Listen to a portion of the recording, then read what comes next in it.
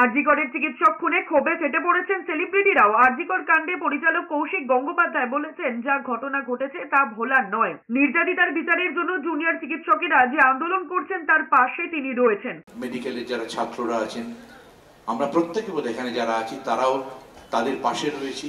তাদের যে যুদ্ধ, তাদের যে দাবি, তার সাথে আমরা সবাই রয়েছি এখানে।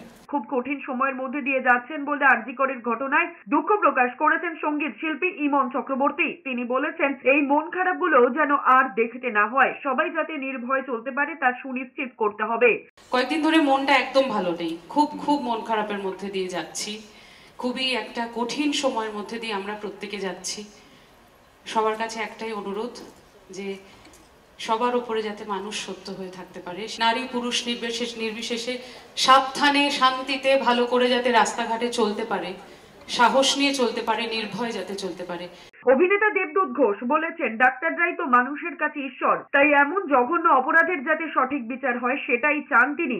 এদিকে কলকাতা মেডিকেল কলেজে আন্দোলনকারী চিকিৎসকদের পাশে দাঁড়িয়েছেন অভিনেতা কৌশিক সেনের পরিবার। সোমবার দুপুরে আন্দোলনকারী চিকিৎসকদের মিছিলেও অংশ নিয়েছেন কৌশিক সেন, ঋদ্ধি সেনরা। মা বাবা এবং এই ডাক্তার বাবুরাই কিন্তু ঈশ্বর, তারাই জীবন দান করেন, তারাই আমাদের বাঁচিয়ে রাখেন। তাই এই যে জঘন্য অপরাধ হয়েছে এই তিলোত্তমার সঙ্গে, আমিও চাই ইমনের সঙ্গে, কৌশিকদার সঙ্গে, অনিন্দদার সঙ্গে গলা মিলিয়ে যে বিচার হোক।